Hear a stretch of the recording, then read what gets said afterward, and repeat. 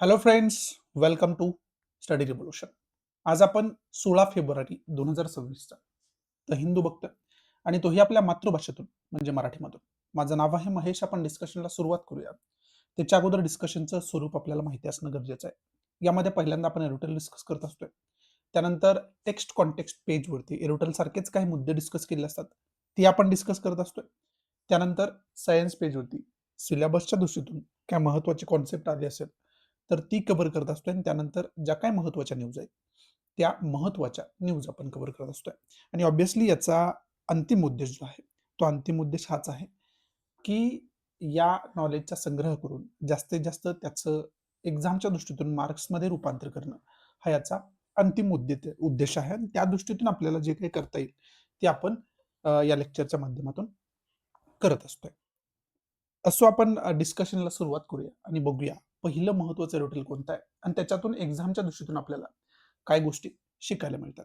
सुरुवात करूया मग. पहिलं जे रोटेल आहे, ते आपल्याला इंटरनॅशनल रिलेशनच्या दृष्टीतून खूप जास्त महत्त्वाचं आहे. आणि याच्यामध्ये विशेष करून इंडिया आणि युएई, युनायटेड अरब अमिरात या 2 कंट्रींविषयी यामध्ये डिस्कस केलंय आणि खूप जास्त महत्त्वाची इन्फॉर्मेशन आपल्याला याच्यामध्ये लेखकानं समजावून सांगितलेलं आहे. आणि स्पेशल इन्व्हॉय जे United Arab Emirates foreign minister for business and philanthropy हे आहेत. बद्र जफर यांनी हे रोटेल लिहिलेलं आहे आणि याच्यामध्ये खूप चांगल्या पद्धतीनं इंडियाचे आणि युएचे रिलेशन कशा पद्धतीचे आहेत आणि विशेष करून इकॉनॉमिक रिलेशन कशा पद्धतीचे आहेत, हे याच्यामध्ये आपल्याला लेखकानं समजावून सांगितलेलं आहे आणि खूप चांगले चांगले पैलू याच्यामध्ये समजावून सांगितलेले. त्यामुळं तुमच्याकडून अपेक्षा हीच आहे, की जी पण तथ्यात्मक इन्फॉर्मेशन याच्या अंतर्गत आपण डिस्कस करेल, ती तथ्यात्मक इन्फॉर्मेशन तुम्ही नोट करून घेणं या अंतर्गत खूप जास्त महत्त्वाचं आहे. ठीक आहे. पहिल्यांदा आपण मॅपवरती बघूया, की युएई आणि इंडियाचं लोकेशन कशा पद्धतीचं आहे. जर इथं आपण बघितलं तर इथं आपला भारत देश आपल्याला बघायला मिळतोय आणि इथून तुम्ही या ठिकाणी गेला तर हा जो पार्ट आहे, तो युएईचा हा छोटासा पार्ट आहे, देश आहे. आणि या दोघांचं जे रिलेशन आहे इंडियाचं आणि युएईचं, ह्या रिलेशनविषयी यामध्ये विशेष करून बोललं गेलं आणि विशेष करून आर्थिक संबंध जे आहेत, इकॉनॉमिकल रिलेशन जे आहेत, ते इकॉनॉमिकल रिलेशन विषयी यामध्ये बोललेलं आहे. आता याचं जर लोकेशन आपण बघितलं ना, तर याचं लोकेशन तुम्हाला समजेल, की एक गल्फ कंट्री आहे छोटीशी. त्या कंट्री बरोबर इंडियाचे कशा पद्धतीचे संबंध आहेत, हे याच्यामध्ये डिस्कस केले गेले. आता याच्यासाठी आपल्याला बाकी पॉलिटिकल जे वर्ल्डमध्ये सुरू आहे आणि सेंट्रल एशियन कंट्रीजमध्ये सुरू आहे, हे सुद्धा माहिती असणं गरजेचं आहे. पण त्याच्या अगोदर जे इकॉनॉमिकल रिलेशन लेखकानं आपल्याला समजावून सांगितले, ते इकॉनॉमिकल रिलेशन चांगल्या पद्धतीने आपण बघूया, की लेखक आपल्याला काय याच्या अंतर्गत लाईन टू लाईन सांगायचा प्रयत्न करतोय. तर लेखक सुरुवातीला सांगतोय, की युनायटेड अरब अमिरात सोबत इंडियाचे जे एग्रीमेंट आहे, तो कोणता comprehensive economic partnership agreement, CEPA ज्याला आपण म्हणतो. हा जो एग्रीमेंट आहे, तो 2022 मध्ये साइन झाला आणि त्याच्या अंतर्गत both sides had set a target of $100 billion in bilateral trade by 2030. 2030 पर्यंत टार्गेट आपलं काय होतं, की दोन्ही कंट्रींचा व्यापार जो आहे, बायलॅटरल ट्रेड जो आहे, द्विपक्षीय व्यापार जो आहे, तो $100 बिलियन पर्यंत आपल्याला घेऊन जायचा होता. हा आपण माइलस्टोन सेट केला होता 2022 मध्ये. पण हा माइलस्टोन जो आहे, तो 2025 पर्यंतच अचीव्ह खऱ्या अर्थानं झालेला आपल्याला बघायला मिळतोय. ठीक आहे. मग आता हा जो माइलस्टोन आहे, तो प्री अचीव्ह झालेला आहे. म्हणजे आपण 2030 पर्यंत खरं तर बोललो होतो. पण 2026-27 आता येतंय तोपर्यंतच हा अचीव्ह झालेला आहे. त्यामुळं एक कशा पद्धतीनं गती 2 देशांच्या आर्थिक संबंधाला कशा पद्धतीनं गती आलेली आहे. केवढं त्याला स्पीड आहे, हे आपल्याला खऱ्या अर्थानं समजून घेता येईल. कारण दोन्ही कंट्रीने जे एक्सपेक्ट केलं होतं त्याच्यापेक्षा चांगल्या पद्धतीनं एकमेकांचा खरं तर व्यापारिक संबंध जे आहेत, जे आर्थिक संबंध आहेत, तेवढ्या खरं तर स्पीडनं ग्रोथ होत आहेत. हे लेखक आपल्याला पहिल्यांदाच हायलाइट करून सांगतोय. त्याचबरोबर leaders set a new target of $200 billion bye 2032 आणि मग आपण काय केलं 2032 पर्यंत $200 बिलियन एवढा ट्रेड आपल्यामध्ये वाढवूया अशा पद्धतीने आता नवीन माइलस्टोन त्यामध्ये सेट केला गेला आहे.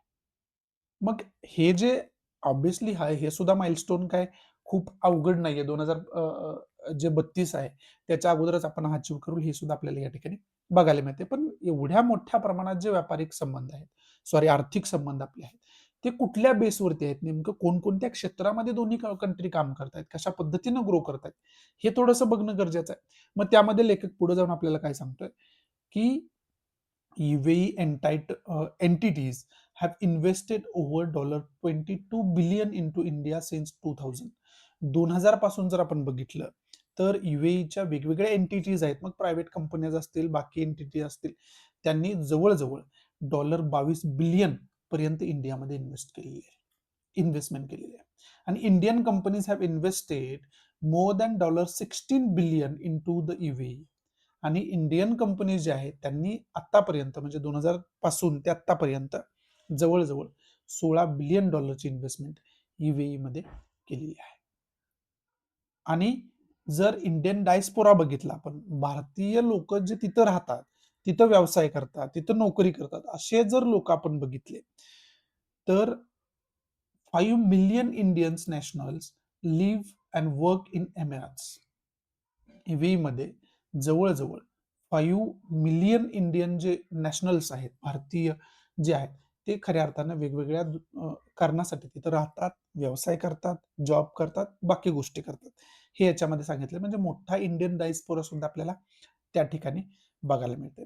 आणि वीकली जवळ-जवळ 1200 फ्लाइट्स अ वीक, म्हणजे वीकली आठवड्याचे जवळ-जवळ 1200 फ्लाइट जे आहेत, त्या इथून स्केड्यूल झालेल्या किंवा तिथून इकडं आणि इकडून तिकडं स्केड्यूल झालेलं आपल्याला या ठिकाणी बघायला मिळतं. म्हणजे मोठ्या प्रमाणात जी देवाणघेवाण आहे, ती मोठ्या प्रमाणात देवाणघेवाण, ते कनेक्शन आहे, लोकांची आवक-जावक जी आहे, वेगवेगळ्या कारणाने ती आवक-जावक आपल्याला त्या ठिकाणी बघायला मिळते. मग याच्यामध्ये मॅन्युफॅक्चरिंग सेक्टर असू द्या, त्याच्यामध्ये आपण ॲडव्हान्समेंट करतोय. Financial services technology, financial services असू द्या, टेक्नॉलॉजी असू द्या, लॉजिस्टिक्स असू द्या, ही काही मुख्य क्षेत्र आहेत, ज्यामध्ये 2 कंट्री मोठ्या प्रमाणात इन्व्हेस्टमेंट करतायत. 2 कंट्री मोठ्या प्रमाणात खऱ्या अर्थानं व्यापार करून फायदा मिळवत आहेत. हे याच्यामध्ये सांगितलंय. मग त्याचं एक्झाम्पल देत असताना Reliance industries has partnered with Taziz on a $2 billion plus investment in low carbon chemical manufacturing in Abu Dhabi. अबुधाबीमध्ये रिलायन्स इंडस्ट्री सोबत UAEची ताजीज जी आहे ती खऱ्या अर्थानं पार्टनरशिप करते आणि त्याच्यामध्ये $2 बिलियन पेक्षा जास्त इन्व्हेस्टमेंट कशामध्ये होते? लो कार्बन केमिकल मॅन्युफॅक्चरिंगमध्ये. आणि हे इन्व्हेस्टमेंट अबुधाबीमध्ये आपल्याला बघायला मिळते. त्याचबरोबर लॉजिस्टिक्समध्ये आपण बघितलं तर अशोक लेलंड जी इंडियन कंपनी आहे, त्याची UAE मोठ्या प्रमाणात पार्टनरशिप त्या कंपन्यांसोबत आपल्याला बघायला मिळते. लासर अँड टॉब्रो जी कंपनी आहे, त्याची सुद्धा इन्व्हेस्टमेंट आपल्याला सोलर एनर्जीमध्ये त्या अबुधाबीमध्ये तिथल्या कंपन्यांबरोबर आपल्याला बघायला मिळते. त्याचबरोबर इंडियन बँक्स असेल, टेक्नॉलॉजी फर्म्स असतील, हेल्थकेअर कंपनीज असेल, या मोठ्या प्रमाणात जे दोन्ही राष्ट्र आहेत, त्या एकत्र कंपन्या येऊन मोठ्या प्रमाणात याच्यामध्ये डेव्हलपमेंट करताना, इन्फ्रास्ट्रक्चर उभं करताना, मोठी इन्व्हेस्टमेंट उभी करताना या ठिकाणी आपल्याला बघायला मिळतात, असं लेखक आपल्याला सांगतोय ना. अशा आणखी काही एक्झाम्पल जे आहेत ते पुढे सुद्धा लेखक आपल्याला द्यायचा प्रयत्न करतोय. त्याच्या पुढे जाऊन लॉंग टर्म जर आपण विचार केला तर लेखक असं सांगतोय की the comprehensive economic partnership agreement जो आहे, विच एलिमिनेटेड टॅरिफ्स ऑन रफली 90% ऑफ टॅरिफ लाईन्स. जवळ-जवळ 90% ऑफ टॅरिफ लाईन ज्या आहेत, त्या खरं तर या कॉम्प्रिहेन्सिव्ह इकॉनॉमिक पार्टनरशिप अग्रीमेंटमुळे त्या खरं तर 0% झालेल्या आहेत, 0 झालेले आहेत, एलिमिनेट झालेले आहेत. हे या ठिकाणी आपल्याला लेखक सांगायचा प्रयत्न करतोय.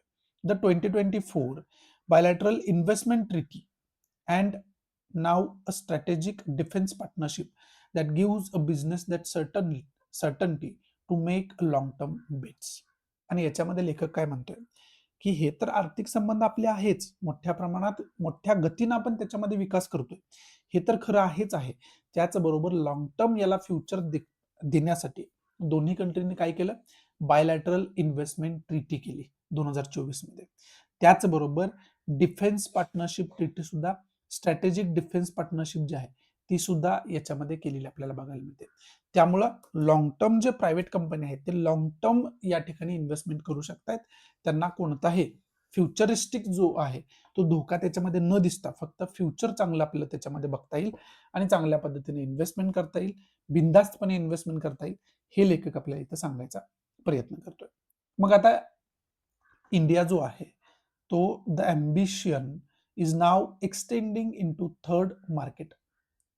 मग आता या दोन्ही कंट्री एकत्र येऊन तर व्यापार करतायतच करतायत, पण या दोन्ही कंट्री एकत्र येऊन असा प्लॅटफॉर्म कुठला डेव्हलप करायचा प्रयत्न करतायत ज्याच्यामुळे काय होईल, तिथून आपल्याला इतर कंट्रींबरोबर व्यापार डेव्हलप करता येईल, व्यापारिक संबंध डेव्हलप करता येतील, एक्सपोर्ट जो आहे तो त्या तिथून वाढवता आपल्याला येईल. मग त्याच्यामध्ये Bharat mart currently under construction in UAE. Bharat mart जे आहे ते इंडिया तिथं डेव्हलप करतोय, अंडर कन्स्ट्रक्शन आहे युएई मध्ये. तो असा एक प्लॅटफॉर्म आहे की जिथून आपल्याला इम्पोर्ट एक्सपोर्ट करता येईल. कुणाबरोबर? आफ्रिकन कंट्रीज असतील, वेस्ट एशियन कंट्रीज असतील, युरोशियन कंट्रीज असतील, या सगळ्या कंट्रींबरोबर आपल्याला इथं खऱ्या अर्थानं व्यापारिक संबंध डेव्हलप करता येतील, व्यापार डेव्हलप करता येईल. त्याचबरोबर इंडिया जो आहे, India in UAE are also exploring joint digital infrastructure and capacity building initiative across Africa.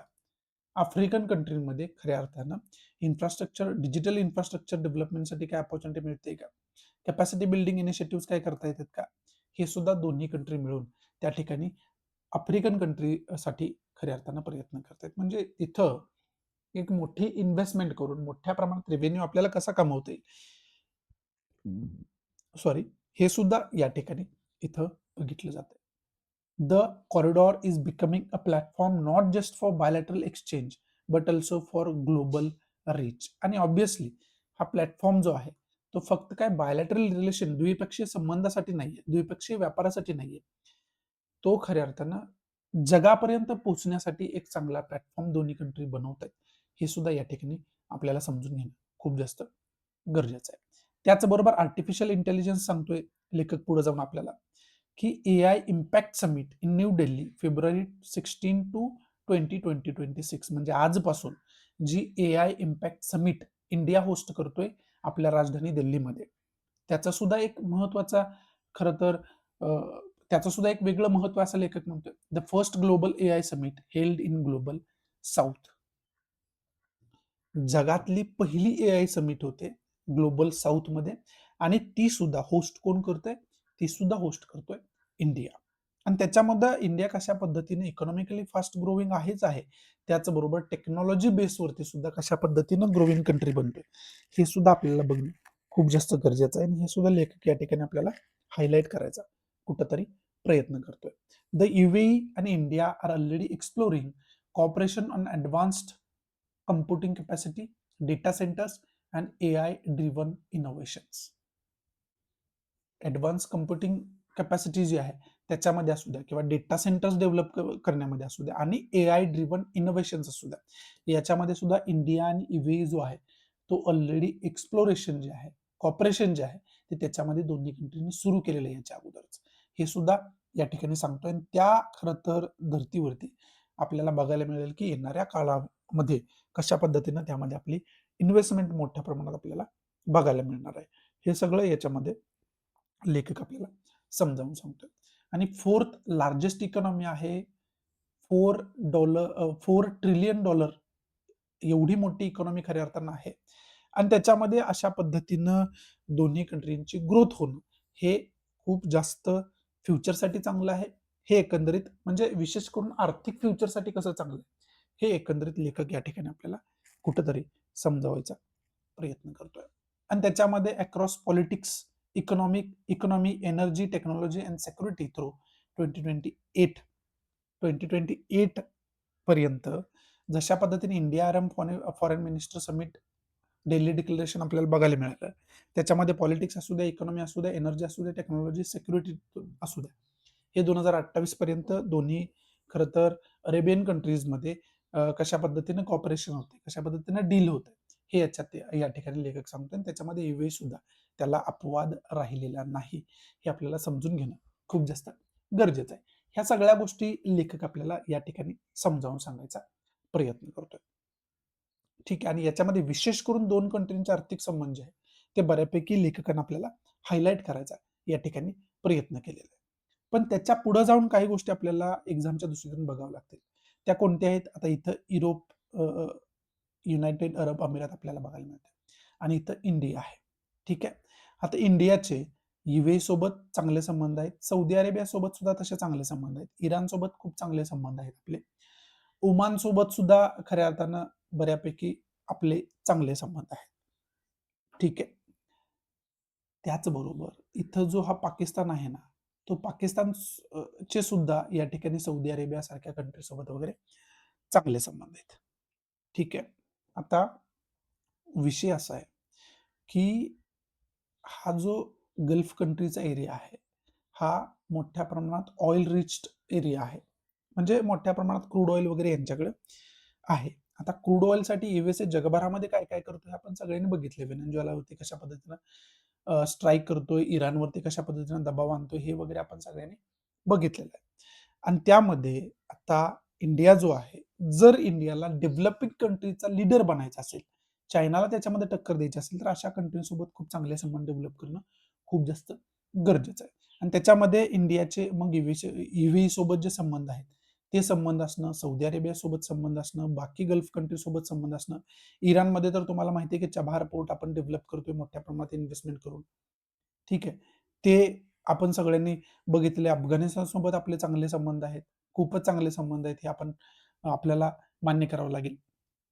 मग हे जे सगळं करतोय, हे इंडिया खरं तर मोठ्या प्रमाणात येणाऱ्या काळामध्ये सेंट्रल एशियन कंट्रीज असू द्या, गल्फ कंट्रीज असू द्या, इथं एक वेगळा ठसा इंडियाला उमटवायचा आणि त्याच्यामध्ये बऱ्यापैकी यश मिळवायचं असेल, तर आपल्याला आर्थिक संबंध असू द्या, राजकीय संबंध असू द्या, हे संबंध आपल्याला याच कंट्रींसोबत मजबूत दिवसेंदिवस करत जावं लागणार आहे. आणि त्याच्यामध्ये बऱ्यापैकी कंट्री इंडिया जो आहे, तो इंडिया यशस्वी झालेला आहे, हे आपल्याला नाकारून चालणार नाही आहे. आणि हे सुद्धा एक थोडंसं पॉलिटिकल दृष्ट्या जो अँगल आहे, तो अँगल आपल्याला बघणं खूप जास्त गरजेचं आहे या ठिकाणी.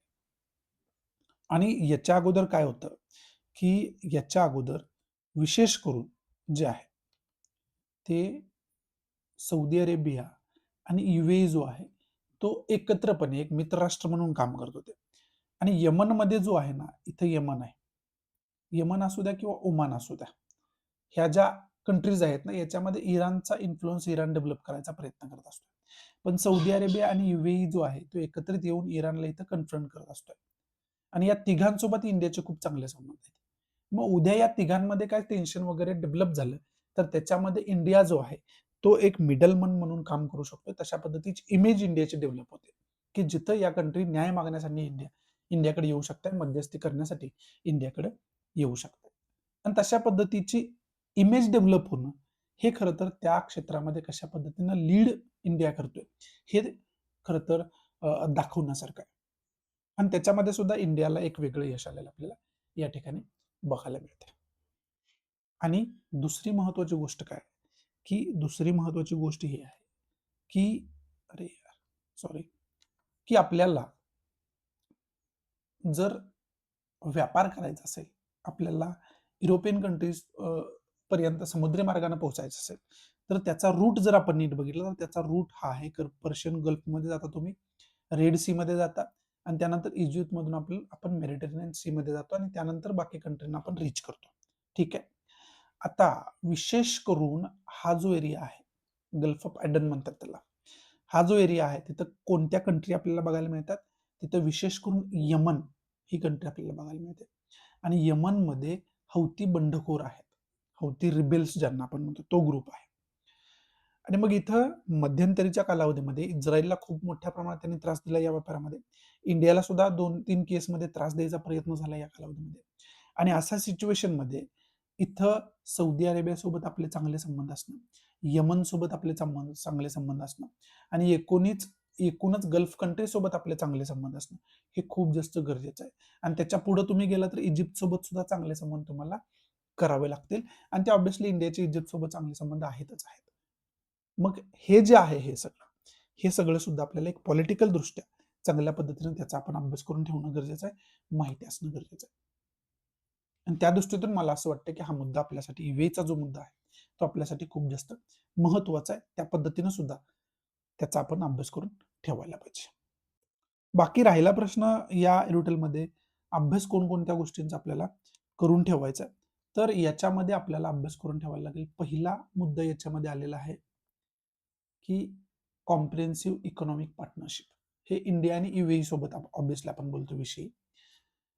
कॉम्प्रिहेन्सिव्ह इकॉनॉमिक पार्टनरशिप अग्रीमेंट याचा चांगल्या पद्धतीने आपण अभ्यास करून ठेवायला पाहिजे. पहिला पॉईंट. दुसरा पॉईंट याच्यामध्ये काय आलंय की बायलॅटरल जी आपली ट्रिटी झालेली आहे, बायलॅटरल इन्व्हेस्टमेंट ट्रिटी, इथं उल्लेख त्याचा आलेला आहे. मग ही जी बायलॅटरल इन्व्हेस्टमेंट ट्रिटी आहे त्याच्या अंतर्गत काय काय आपण डिसाईड केलेलं आहे 2024 मध्ये झालेलं, त्याचा काय फायदा इंडियाला होणार आहे, कशा पद्धतीने आपण त्याच्यामध्ये मूव्ह करणार आहे, ह्या सगळ्या गोष्टींचा आपल्याला अभ्यास करावा लागेल. तिसरा पॉईंट याच्यामध्ये डिफेन्स पार्टनरशिप आलेला आहे की स्ट्रॅटेजिक डिफेन्स पार्टनरशिप. ही स्ट्रॅटेजिक डिफेन्स पार्टनरशिप जी आहे ती पार्टनरशिप कशा पद्धतीची आहे हे आपण समजून घेणं गरजेचं आहे. त्याचा अभ्यास आपण करून घेणं गरजेचं आहे. भारत मार्टचा उल्लेख याच्यामध्ये आलाय. मग याच्यामध्ये आपण कशा पद्धतीने ग्लोबलला रीच करणार आहे हे बघून ठेवायला लागेल. भारत मार्ट म्हणजे आपण इम्पोर्ट एक्सपोर्टसाठी एक प्लॅटफॉर्म डेव्हलप करतोय. हे पहिल्यांदा 2 कंट्रीसाठी आपण एकमेकांसाठी करतोय आणि तिथून आपण कसं ग्लोबलला रीच करूया, त्याच्यानंतर त्याच्यामध्ये तशा पद्धतीची डेव्हलपमेंट सुरू होईल. त्या पद्धतीने आपल्याला अभ्यास करावा लागेल त्या दृष्टीचा. ठीक आहे. एआय इम्पॅक्ट समिट आजपासून सुरू होते. मग ही एआय इम्पॅक्ट समिट काय आहे, त्या अंतर्गत इंडियाचा काय गोल आहे, मग ही एआय इम्पॅक्ट समिट जी आहे त्याचा आपण चांगल्या पद्धतीनं अभ्यास करून ठेवणं खूप जास्त गरजेचं आहे. 6वा ग्लोबल साऊथ ही कॉन्सेप्ट सारखी न्यूजमध्ये असते. ठीक आहे. हे ग्लोबल साऊथ म्हणजे याच्यामध्ये सगळ्या ज्या साऊथच्या कंट्री आहेत, एक्सक्लुडिंग ऑस्ट्रेलिया, ऑस्ट्रेलिया सोडून बाकी सगळ्या ज्या साऊथच्या कंट्री आहेत, म्हणजे ग्लोबलचा पूर्ण मॅप बघितला त्याच्या साऊथच्या ज्या कंट्री आहेत ऑस्ट्रेलिया सोडून, त्या ग्लोबल साऊथ मधून म्हणून कन्सिडर केल्या जातात. आणि विशेष करून याच्यामध्ये डेव्हलपिंग आणि अंडर डेव्हलप्ड कंट्री येतात आणि ग्लोबल नॉर्थमध्ये डेव्हलप्ड आणि श्रीमंत देश सगळे येतात बऱ्यापैकी. त्याचा सुद्धा त्या पद्धतीने आपल्याला अभ्यास चांगल्या पद्धतीनं करून ठेवायला पाहिजे. तो अभ्यास आपण करून ठेवायला पाहिजे की ग्लोबल साऊथचा इंडिया कशा पद्धतीने लीडर बनतोय, इंडियाला कशा पद्धतीने पोझिशन मिळते, त्याच्यामध्ये चायना इंडिया कशा पद्धतीने रेस सुरू आहे, ती सुद्धा आपल्याला बघून ठेवणं खूप जास्त गरजेचं आहे. त्याचबरोबर अरब फॉरेन मिनिस्टर सोबत आपण जे दिल्ली डिक्लरेशन केलेलं आहे, ते दिल्ली डिक्लरेशन काय आहे नेमकं, त्याचा अभ्यास आपण करून ठेवायला पाहिजे. त्या दृष्टीतून हा मुद्दा आपल्यासाठी महत्वाचा आहे. आणि 8वा पॉईंट सगळ्यात महत्वाचा, इंडिया युरोपियन अरब एमिरात आहे, युनायटेड अरब अमिरात आहे, युरोपियन नाही. हे इंडिया आणि युएई मध्ये जे आपण फिनान्शियल रिलेशन बघतोय, जे इकॉनॉमिक रिलेशन बघतोय, त्याच्यामधले जे की पॉईंट आहे ते की पॉईंट कोणकोणते आहेत, कोणकोणत्या क्षेत्रात मोठ्या मोठ्या प्रमाणात खरं तर डेव्हलपमेंट आपण करतोय, ते की पॉईंट्स तुम्ही एका पेजवरती काढून ठेवायला पाहिजे आणि त्याची एक नोटच बनवून ठेवायला पाहिजे ज्याचा रिव्हिजन तुम्हाला वारंवार करता येईल. हे सगळे पॉईंट मला वाटतंय की या रुटेलच्या अंतर्गत आपल्यासाठी महत्वाचे आहेत आणि त्याचा चांगल्या पद्धतीनं आपण अभ्यास करून ठेवायला पाहिजे. बाकी याच्यामध्ये इम्पॉर्टंट असं काही नाहीये. त्यामुळं पुढचं महत्वाचं कोणतं रुटेल आहे ते आपण बघायला सुरुवात करूयात. पुढं जर टेक्स्ट कॉन्टेक्स्टवरती आपण बघितलं तर युएसए इंडिया ट्रेड डील विषयी बोलले गेले. याच्यावरती अनेक वेळा आपण डिस्कशन केलं. याच्या अगोदर पण मी तुला सांगितलं होतं की या विषयावरती रुटेल येत राहतील. आणि याच्यावरती मग टेक्स्ट कॉन्टेक्स्ट पेजला आपल्याला एक डिस्कशन बघतोय की कशा पद्धतीने युएसए इंडिया ट्रेड डीलला opposition party USA India trap deal असा उल्लेख त्याच्यामध्ये करते. हे याच्यामध्ये आपल्याला समजावायचा प्रयत्न केलाय. मग त्याच्यासाठी युएसए इंडिया ट्रेड डील काय आहे, त्याची पार्श्वभूमी काय आहे, हे आपल्याला माहिती असणं गरजेचं आहे. आणि याच्यामध्ये आपल्याला सगळ्यांनाच माहिती आहे की रशियाकडून आपण क्रूड ऑइल खरेदी करतो, म्हणून युएसएनं आपल्यावरती पेनल्टी टॅरिफ लावले होते. त्याला रेसिप्रोकल टॅरिफ्स वगैरे आपल्याला आपण म्हणू शकतोय किंवा त्यांनी तसं नाव दिलं होतं रेसिप्रोकल टॅरिफ्स म्हणून. तर याच्यामध्ये विषय असा आहे की या पेनल्टी टॅरिफ्समुळं जवळजवळ 50% पर्यंत टॅरिफ्स जाऊन पोहोचला होता, जो की आपल्यासाठी खूप जास्त महाग आहे, खूप जास्त खरं तर डायरेक्टली इकॉनॉमीवरती इम्पॅक्ट करणारी घटना होती. कारण जर इम्पोर्ट एक्सपोर्ट बघितला तर आपण जवळजवळ 7.35 लाख करोड एवढ्या किमतीच्या गोष्टी आपण एक्सपोर्ट करतो, म्हणजे तेवढ्या प्रमाणात रेव्हेन्यू सुद्धा कमवतो. आणि इम्पोर्ट जर आपला बघितला तर 3.46 लाख करोड एवढा फक्त आहे. म्हणजे एक्सपोर्ट खूप मोठ्या प्रमाणात करतो.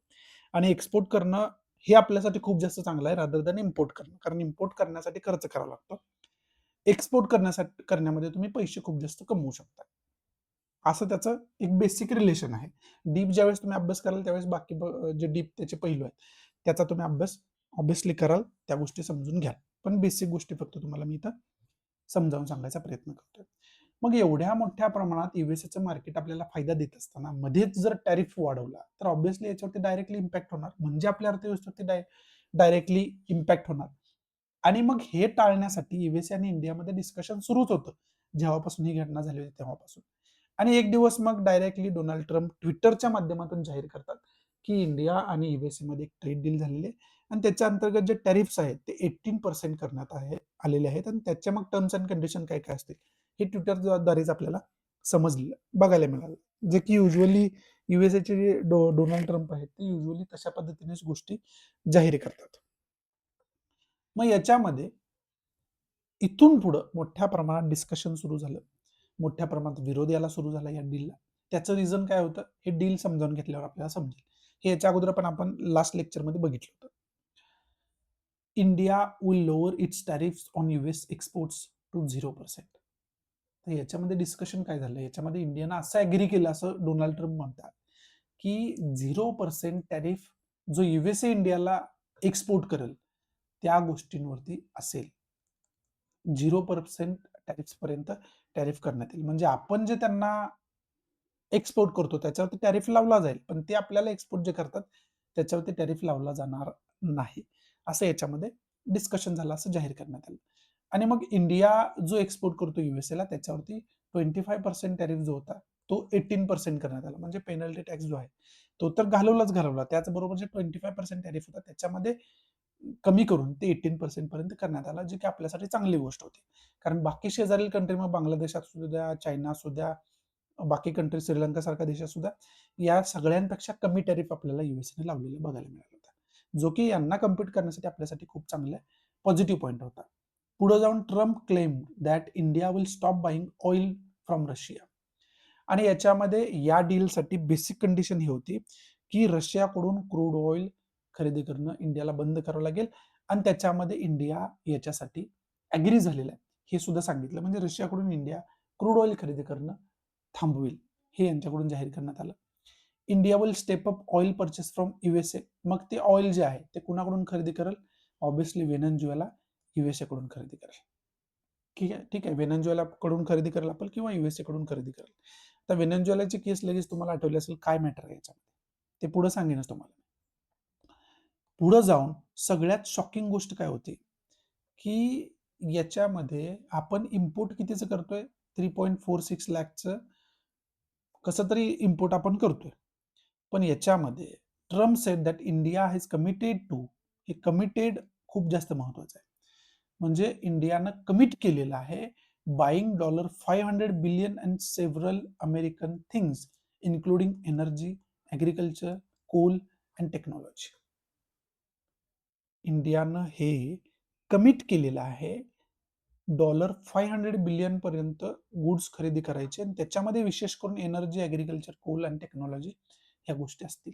ज्यावेळेस आपण कोणतीही गोष्ट कमिट करतो ना त्यावेळेस आपल्यावर ते कंपल्शन असतं आणि त्यामुळे इंडियामध्ये खूप मोठ्या प्रमाणात प्रोटेस्ट आपल्याला बघायला मिळतात. अपोजिशन पार्टी जे आहे ते पार्लमेंटमध्ये केओस करतात, कारण हा एक ट्रॅप आहे त्यांच्यामध्ये की इंडियाला मजबूर केलं गेलेलं आहे हा अशा पद्धतीच्या टर्म्स अँड कंडिशन खरं तर ऍक्सेप्ट करण्यासाठी. त्यामुळं हे कमिट जे केले गेले त्याच्यामुळं मोठ्या प्रमाणात गदारोळ बघायला मिळाला. आणि दुसरी गोष्ट काय की 0% टॅरिफ जे आपण म्हणतोय त्याच्यामध्ये आपण काय इम्पोर्ट करणार आहे, ॲग्रिकल्चरल प्रोडक्ट सुद्धा इम्पोर्ट करणार आहे युएसए कडून. मग जर युएसए कडून ॲग्रिकल्चर प्रोडक्ट उत्पादन आपल्याला 0% टॅरिफ्स मध्ये आले म्हणजे डायरेक्टली आपल्या शेती उत्पादनांना, आपल्या इंडियन शेती उत्पादनांना आपण आपल्याच मार्केटमध्ये कुठेतरी कॉम्पिटिशन तयार करतोय आणि त्यांना कुठेतरी मारण्याचा प्रयत्न करतोय. म्हणजे त्याचा डायरेक्टली शेतकरी वर्गावरती परिणाम होणार आहे, फार्मर्सवरती परिणाम होणार आहे. याच्यामुळे मोठ्या प्रमाणात शेतकरी सुद्धा याच्या रिलेटेड नाखुश होतोय हे आपल्याला बघायला मिळालं. आणि याच्यामुळे मग रशियाकडून क्रूड ऑइल खरेदी करणं बंद केलं इंडियानं, तर रशिया युक्रेन वॉर थांबवण्यासाठी मदत होईल, हे डोनाल्ड ट्रम्प यांनी तिथं जाहीर केलं होतं. म्हणजे यांना असं वाटतंय की मला नोबेल पीस प्राइज अजून कसं काय मिळालं नाही. त्यामुळे हे केविलवाणा प्रयत्न करत असतात. मग इंडिया पाकिस्तानमध्ये मी मध्यस्थी कशी केली हे सांगत असतात. रशिया युक्रेन वॉरमध्ये जबरदस्ती मध्यस्थी करायचा प्रयत्न करतात. झेलेन्स्कीला स्वतः देशामध्ये बोलवून कशा पद्धतीने ह्युमिलेट वर्ल्ड मीडियासमोर करतात, हे आपण सगळ्यांनी बघितलेलं आहे. ठीक आहे. आणि त्याचाच हा एक पार्ट सुद्धा आहे, की ते लॉजिक सुद्धा बळच याला जोडण्याचा प्रयत्न केला जातोय. असो. पण हे ज्यावेळेस ट्विटरवरती यांनी जाहीर केलं आणि व्हर्बली जाहीर केलं, त्यानंतर याचं एक ऑफिशियल नोटिफिकेशन आपल्याला 2 दिवसापूर्वी बघायला मिळालं. त्याच्यामध्ये विशेष बदल केले गेलेले आपल्याला बघायला मिळाले. ते विशेष बदल कोणते होते? हे कमिटेड शब्द काढून टाकण्यात आला आणि त्याच्यामध्ये इंडियाचं हे गोल आहे, हे याच्यामध्ये सांगण्यात आलं, जे की कंपल्सरी नाही आहे. ठीक आहे. त्याचबरोबर ॲग्रीकल्चर प्रोडक्ट्समध्ये काही पल्सेस होत्या, काही डाळी होत्या. त्याच्या रिलेटेड सुद्धा कमिटमेंट केली गेलेली होती. पण ते सुद्धा त्या पल्सेसचा सुद्धा जो आपण म्हणू शकतोय, की जो उल्लेख आहे, तो त्याच्यातून काढून टाकण्यात आलेला आहे. हे बदल त्याच्यामध्ये ऑफिशियल नोटिफिकेशनमध्ये त्यांनी केलेले आहेत, जे की चांगली गोष्ट आहे आपल्यासाठी. गव्हर्नमेंटसाठी चांगली गोष्ट आहे. मग हे जे सगळं डील आपले झालेले आहे, या डीलला ट्रॅप डील सुद्धा का म्हटलं जातं? कारण एक तर पहिला मुद्दा काय आहे, की रशियासोबत जे आपले संबंध आहेत, ते पारंपरिकदृष्ट्या खूप चांगले संबंध आर्थिक आणि राजकीय राहिलेले आहेत. मग यूएसए जो आहे, तो कुठंतरी हे संबंध तोडण्याचा प्रयत्न करतोय. पहिला मुद्दा. आणि रशिया हा आपल्यासाठी खूप जास्त महत्त्वाचा देश आहे. कारण पारंपरिक जर हिस्ट्री आपण बघितली, तर रशिया आणि इंडिया एकमेकांच्या मदतीला कायम धावून गेलेले आहेत. ठीक आहे. आणि मग आता यूएसए अशा पद्धतीने टॅरिफची धमकी वगैरे देऊन कशा पद्धतीनं संबंध तोडण्याचा प्रयत्न करतोय, हे या डीलच्या माध्यमातून आपल्याला बघायला मिळतंय. याच्या अगोदर पण हे प्रयत्न झालेले आहेत. ठीक आहे. हा पहिला मुद्दा. दुसरा मुद्दा काय आहे, की यूएसएनं व्हेनेझुएलावरती स्ट्राईक केलं. तिथले राष्ट्राध्यक्ष निकोलस मडुरो यांना अरेस्ट केली आणि यूएसएमध्ये त्यांच्यावरती खटला आता सुरू आहे. त्यांना किडनॅप करण्यात आलं. आणि व्हेनेझुएलामध्ये जे आता नवीन सरकार आलेलं आहे, ते ओपन सिक्रेट हे आहे, की यूएसएचं ते पपेट गव्हर्नमेंट आहे. म्हणजे जे यूएसएच्या अगेन्स्ट ते कधी जाणार नाही. यूएसएच्या फेवरमध्येच डिसिजन कायम तिथं होते. आता व्हेनेझुएलामध्ये यूएसएला एवढा इंटरेस्ट का आहे? कारण व्हेनेझुएलामध्ये जगाच्या 17% पेक्षा जास्त क्रूड ऑइलचा साठा आहे. आणि आता यूएसएची ही कारवाई म्हणजे या सगळ्या क्रूड ऑइलच्या साठ्यावरती इनडायरेक्टली यूएसएची मालकी आहे. ठीक आहे. पण आता हा क्रूड ऑइलचा एवढा मोठा साठा असणं हे महत्वाचं कधी आहे? जर हे फायद्याचं कधी आहे? जर ते विकला गेला तर? म्हणजे एवढं मोठं ऑइल आहे ते ठीक आहे, पण ते कस्टमर पण पाहिजे त्याला खरेदी करण्यासाठी. आणि इथं इंडिया रशियाकडून क्रूड ऑइल खरेदी करतोय. मग या या डील मधली एक टर्म्स अँड कंडिशन काय आहे, की तुम्ही रशियाकडून क्रूड ऑइल खरेदी करायला नाही पाहिजे. आणि त्याचं लॉजिक काय दिलं जातंय? Russia Ukraine war. की यांच्याकडून जर क्रूड ऑइल तुम्ही खरेदी केलं तर कुठंतरी आर्थिक मदत त्यांना होते, पैसा त्यांच्याकडे येतोय आणि तो पैसा रशिया युक्रेन वॉरमध्ये यूज केला जातोय. तो आम्हाला नकोय, त्यामुळे इंडियानं ते थांबवायला पाहिजे. ठीक आहे, मान्य केलं की ते एक लॉजिक असू शकते. मग तुम्ही हे कंपल्सरी का करताय की यूएसए कडून क्रूड ऑइल खरेदी करायला पाहिजे, व्हेनेझुएला कडून क्रूड ऑइल खरेदी करायला पाहिजे? त्याचा रिझन एकच आहे की तुम्हाला कस्टमर पाहिजे. पण हे खरं लॉजिक न देता तिथं काय बोललं जाते की रशिया युक्रेन वॉर सुरू आहे, रशियाला तुम्ही जर व्यापार वगैरे रशियासोबत केले तर त्यांच्याकडे पैसा येईल आणि तो पैसा वॉरमध्ये यूज केला जाईल. मग रशिया वगळून दुसऱ्या कंट्रीकडून पण खरेदी करू शकतो ना. यूएसए कडूनच क्रूड ऑइल खरेदी करा असं का म्हणताय तुम्ही? किंवा तो ऑप्शन देताय तुम्ही? ते आम्ही एक्सप्लोर करीन की यूएसए कडून खरेदी करायचं असेल तर खरेदी करेन, नसेल तर बाकी कंट्रीकडून खरेदी करेल आम्ही. मग इथं कुठंतरी हिपोक्रेसी जी आहे यूएसएची, ती हिपोक्रेसी आपल्याला या ठिकाणी बघायला मिळते. आणि ते सुद्धा आपल्याला एरोटेलमध्ये जरी दिलं नसलं, तरी आपल्याला हे सुद्धा समजावून घेणं खूप जास्त गरजेचं आहे. आणि या सगळ्या पॉलिटिक्सच्या जे क्रूड ऑइलच्या भोवती जे पॉलिटिक्स फिरतंय आणि त्याच्यामुळे यूएसएनं जगाला परेशान करून सोडलेलं आहे. ते पॉलिटिक्स आपल्याला चांगल्या पद्धतीनं माहिती असणं गरजेचं आहे. आणि त्या दृष्टीतून इंटरनॅशनल रिलेशनचा आपल्याला अभ्यास करणं खूप जास्त गरजेचं आहे. आणि या सगळ्या गोष्टीसाठी हे जे रुटीन आहे ते आपल्यासाठी महत्त्वाचं आहे. बाकी याच्यामध्ये इम्पॉर्टंट असं काही नाही आहे. इंटरनॅशनल रिलेशनच्या दृष्टीतून या सगळ्या गोष्टींचा आपण अभ्यास करून ठेवायला पाहिजे. त्याचबरोबर इंडिया USA जो ट्रेड डील आहे आत्ताची, त्या ट्रेड डीलचा चांगला अभ्यास करून ठेवा, त्याची नोट बनवून ठेवा, त्याचे रिव्हिजन करत राहा. 100% मेन्समध्ये याचा फायदा आपल्याला होणार आहे. त्या दृष्टीतून आपण त्याचा अभ्यास करायला पाहिजे. इथून पुढे आपल्या ज्या काही महत्त्वाच्या न्यूज आहेत, त्या महत्त्वाच्या न्यूज सुरू होतात आणि पहिलीच न्यूज ट्रेड डील्स रिलेटेड आहे, जे की ऑलरेडी आपण आत्ताच डिस्कस केले आणि त्याच्यामध्ये ही एक स्ट्रेंथ आहे वगैरे वगैरे नरेंद्र मोदी हे समजावून सांगायचा प्रयत्न करतायत. त्याच्या अंतर्गत त्याचा आपण ट्रेड डीलचा डिटेल अभ्यास करून ठेवायचा हे तुम्हाला ऑलरेडी सांगितलेलं आहे. त्याच्या पुढची न्यूज आपण बघितली तर AI impact summit 2026 begin today. आजपासून AI इम्पॅक्ट समिट सुरू होते. मग AI impact summit related detail अभ्यास करून ठेवा. हे आपल्याला मेन्ससाठी महत्त्वाचं आहे. त्याचबरोबर प्रिलियमसाठी सुद्धा हे महत्त्वाचं आहे. त्यामुळे याचा डिटेल मायक्रो अनालिसिस याचं करणं खूप जास्त गरजेचं आहे. मी परत रिपीट करतो, मायक्रो अनालिसिस याचं करणं गरजेचं आहे. त्या दृष्टीतून आपण अभ्यास करून ठेवा, तशा नोट्स बनवून ठेवा. याचा प्रिलियमला आणि मेन्सला 100% फायदा होईल. पुढची न्यूज आहे, परत ही न्यूज जी आहे ती USA इंडियाचं जी ट्रेड डील आहे ना, त्याच्याच रिलेटेड न्यूज आहे. ती कशी आहे मी तुम्हाला नीट समजावून सांगतो.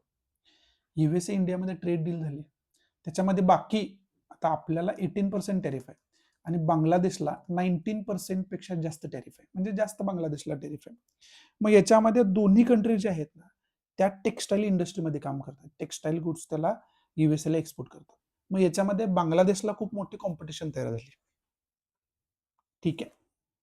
मग याच्यामध्ये हे ट्रेड डील झाल्यानंतर एका वीकच्या आतच बांगलादेश सोबत एक डील युएसएची होती आणि त्या डीलमध्ये युएसए बांगलादेशला ऑप्शन काय देतो, जर तुम्ही टेक्स्टाईलसाठी रॉ मटेरियल म्हणजे कापूस वगैरे जे आहे ते जर तुम्ही युएसए कडून खरेदी करत असाल आणि त्याच्या बेस्ट तुम्ही टेक्स्टाईल बनवलेलं परत युएसए ला एक्सपोर्ट करत असाल तर त्याच्यावरती युएसए 0% टॅरिफ लावेल असं सांगितलं होतं. म्हणजे बेसिक रूल काय, तुम्ही जर रॉ मटेरियल टेक्स्टाईल मॅन्युफॅक्चरिंगसाठी युएसए कडून इम्पोर्ट करत असाल, युएसएचं वापरत असाल तर तुमच्यावरती टॅरिफ 0% लावण्यात येईल. ठीक आहे. आणि याच्यानंतर खूप मोठी चर्चा सुरू झाली की टेक्स्टाईल इंडस्ट्रीमध्ये मग बांगलादेशला जर 0% टॅरिफ असेल तर मग इंडिया कसं कम्पीट करणार त्यामध्ये वगैरे वगैरे या सगळ्या गोष्टी त्याच्यामध्ये डिस्कस केल्या जायला लागल्या. आता प्रॉब्लेम असा आहे की जो बांगलादेश आहे तो बऱ्यापैकी रॉ मटेरियल जो आहे ते इंडियाकडून खरेदी करतो टेक्स्टाईल इंडस्ट्रीसाठी, कापूस वगैरे. त्याला काय फक्त शिफ्ट करायचं, इंडियाकडून घेतोय तो युएसए कडून घ्यायचा आहे, एवढंच करायचं होतं. त्यामुळं दोन्ही प्रकारे इंडियावरती इम्पॅक्ट होतात. एक तर कॉम्पिटिशनमध्ये युएसए मार्केटमध्ये कॉम्पिटिशन बांगलादेश सोबत करणं कठीण जाणार आणि दुसरी गोष्ट रॉ मटेरियल बांगलादेश घेत होता, तो पण एक कस्टमर गेला. हे दोन इम्पॅक्ट होते. त्यामुळे परत इंडियन गव्हर्नमेंटवरती मोठ्या प्रमाणात किंवा या ट्रेड डीलवरती मोठ्या प्रमाणात टीका व्हायला लागली. त्याच्यावरती मग जे पियुष गोयल कॉमर्स मिनिस्टर आपले आहेत, त्यांनी हे सांगितलं की बांगलादेश जशा पद्धतीने युएसए कडून कॉटन खरेदी करू शकतो, तसा इंडिया पण खरेदी करू शकतो. हे स्टेटमेंट त्यांच्याकडून आलं.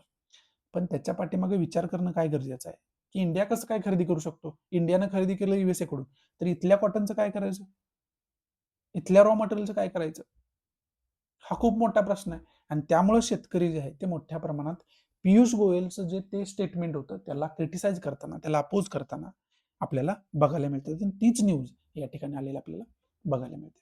मग त्याच्या अंतर्गत हे ट्रेड डील वगैरे वगैरेचा आपण अभ्यास जे काय आता तुम्हाला सांगितलं त्याचा अभ्यास तुम्ही करायचाच आहे. त्याचबरोबर कापूस उत्पादन क्षेत्र कोणकोणतं आहे इंडियामध्ये, कोणत्या स्टेटमध्ये कापूस मोठ्या प्रमाणात उत्पादन कापसाचं होतं, या सुद्धा गोष्टींचा चांगल्या पद्धतीने अभ्यास करून ठेवा. आणि टेक्स्टाईल इंडस्ट्री याला एक हिस्ट्री राहिलेली आहे आपल्याला, स्वदेशी मुवमेंट वगैरे ते त्याच्यामध्ये टेक्स्टाईलचा खूप मोठा रोल आहे. त्यामुळे त्या पद्धतीने हिस्टॉरिकल पर्स्पेक्टिव्हनं सुद्धा आपल्याला त्या गोष्टीचा डिटेल अभ्यास करावा लागेल. त्या दृष्टीतून मला वाटतं हा मुद्दा आपल्यासाठी महत्त्वाचा आहे. परत पुढे आपल्याला बघायला मिळतं इंडिया युएस ट्रेड डील, त्याच्यावरती वेगवेगळ्या पद्धतीने ॲग्रिकल्चर प्रोडक्ट्स कशा पद्धतीने इम्पॅक्ट होतात वगैरे वगैरे त्याच्यावरती टीका केलेली आपल्याला बघायला मिळते. म्हणजे हे टोटल न्यूजपेपर जर आपला बघितला आजचा तर बऱ्यापैकी युएसए ट्रेड डीलनं भरलेला आहे. पुढची न्यूज आहे ती गाझा स्ट्रीपमध्ये शांतता डेव्हलप करण्यासाठी बोर्ड ऑफ पीसची स्थापना केली गेली होती आणि त्याच्या अंतर्गत मग more than 5 billion for Gaza humanitarian relief साठी त्या ठिकाणी मदत केली जाईल असं डोनाल्ड ट्रम्प यांच्याकडून इथं जाहीर करण्यात आलेलं आपल्याला बघायला मिळते. म्हणजे याचे जे बोर्ड ऑफ पीसचे जे काही मेंबर आहेत ते सगळे मिळून हे मदत वगैरे करतील. एक तर तुम्ही बोर्ड ऑफ पीसची स्थापना त्याचं इन्फॉर्मेशन काढून ठेवा. परत मी तुम्हाला सांगितलं की यांचं पर्सनल मोटिव्ह काय आहे, की मला नोबेल पीस प्राइज अजून कसं काय मिळालं नाही, ते मिळायला पाहिजे. आणि त्याच्यासाठी हे मी कशा पद्धतीने शांतता प्रस्थापित करण्यामध्ये अग्रेसर आहे, हे दाखवण्याचा प्रयत्न करत असतात. त्याच्यातून हे सगळं आलेलं आहे. याच्यासाठी म्हणजे वेगळं लॉजिक काय नाहीये. तरी पण आता आलंय तर त्याचा अभ्यास आपल्याला करावा लागेल. बोर्ड ऑफ पीस काय वगैरे वगैरे त्याचा अभ्यास तुम्ही करून ठेवा. पण याच्यामध्ये तुम्हाला अभ्यास करून ठेवायला लागेल इस्रायल पॅलेस्टाईन कॉन्फ्लिक्टचा. इथे एक न्यूज पण आहे की गाझा स्ट्रीपवरती स्ट्राईक केली आणि त्याच्यामध्ये जवळजवळ 12 गाझाचे नागरिक जे आहेत ते मारले गेलेले आहेत. त्याच्यासाठी तुम्हाला अभ्यास काय करावा लागेल की इस्रायल पॅलेस्टाईन कॉन्फ्लिक्टचा अभ्यास करावा लागेल. आता इस्रायल पॅलेस्टाईन कॉन्फ्लिक्ट जर आपण बघितला तर त्याची एक हिस्ट्री आहे. 1947चा इस्रायलचा जर मॅप आपण बघितला तर त्यावेळेस इस्रायल अस्तित्वातच नव्हता. हे व्हाईटचा सगळा एरिया आहे ना, तो सगळा पॅलेस्टाईन होता. आणि थोडे थोडे डॉट आपल्याला इथं ऑरेंज कलरमध्ये दिसत आहेत. तिथं यहुदी लोक वसलेली होती. ठीक आहे. त्यानंतर जर आपण पार्टिशन युनायटेड नेशनचं बघितलं 1947 नंतरचं, तर त्याच्यानंतर आपल्याला बघायला मिळते की मोठमोठ्या प्रमाणात सेटलमेंट जे आहेत त्या यहुदी लोकांनी या ठिकाणी आपल्याला केलेल्या बघायला मिळाल्या. ठीक आहे. आणि जर 1967 मध्ये तुम्ही गेला तर पॅलेस्टाईन जो आहे तो गाझा स्ट्रीप असू द्या आणि वेस्ट बँक असू द्या, या खरं तर क्षेत्रामध्येच राहिलेला आपल्याला बघायला मिळतो. बाकी सगळीकडे यहुदी लोकांनी खरं तर कब्जा केलाय, ज्याला आपण इस्रायल आता म्हणतोय. आणि इथं सुद्धा आता गाझा स्ट्रीप मध्ये सुद्धा अनेक ठिकाणी यहुदी लोकांच्या सेटलमेंट्स आहेत, इस्रायल लोकांच्या सेटलमेंट्स आहेत. आणि इथं वेस्ट बँक मध्ये सुद्धा खूप मोठ्या प्रमाणात कब्जा आता इस्रायलनं केलेलं आहे. म्हणजे बऱ्यापैकी पॅलेस्टाईन जो आहे तो कशा पद्धतीनं लुप्त होत गेलेला आहे हे आपल्याला बघायला मिळालेलं आहे. त्यामुळं मी वारंवार काय सांगत असतो की याची एक वेगळी हिस्ट्री राहिलेली आहे इस्रायलच्या खरं तर उदयाची स्थापनेची. आणि त्याचा अभ्यास आपल्याला या अंतर्गत करावा लागेल. तर आपल्याला समजेल की गझा स्ट्रीपमध्ये आता जे होतंय त्याचं रिझन काय, त्याचं हिस्टॉरिकल रिझन आहे. आणि त्या दृष्टीतून आपण त्याचा अभ्यास करायला पाहिजे. याच्यावरती वेगळं लेक्चर ऑलरेडी मी बनवलेलं आहे. डिस्क्रिप्शन बॉक्समध्ये तुम्हाला करंट बेस्ड इश्यू नावाची जी प्लेलिस्ट दिलेली आहे त्या प्लेलिस्टमध्ये तुम्हाला ते लेक्चर सापडेल. त्यामध्ये सगळी इस्रायलच्या स्थापनेपासूनची आत्तापर्यंतची सगळी इन्फॉर्मेशन मी दिलेली आहे. डिटेलमध्ये तुम्हाला समजावून सांगितलं आहे. ते लेक्चर तुम्ही बघू शकता. या ठिकाणी खऱ्या अर्थानं आजचा दहिंदू जो आहे तो मी समाप्त करतोय. अशा चांगल्या पद्धतीने आजचा दहिंदू मी तुम्हाला समजावून सांगू शकलो असेल. आवडत असेल तर प्लीज लाईक करा, नसेल तर डिसलाईक करा. आणि डिसलाईक का केलं हे कमेंट बॉक्समध्ये नक्की सांगा. आणि तुम्हाला जर वाटत असेल हे मराठी विद्यार्थ्यांसाठी महत्त्वाचं इम्पॉर्टंट आहे तर प्लीज जास्तीत जास्त मराठी विद्यार्थ्यांना शेअर करा. तुम्ही शेअर केलं तरच मी त्यांच्यापर्यंत पोहोचू शकतो. त्यामुळे प्लीज जास्तीत जास्त मराठी विद्यार्थ्यांना शेअर करा. सो या ठिकाणी तुमची रजा घेतो. भेटू आपण अशाच इंटरेस्टिंग नवनवीन लेक्चरमध्ये. तोपर्यंत thanks for watching. Good bye. Take care. जय हिंद.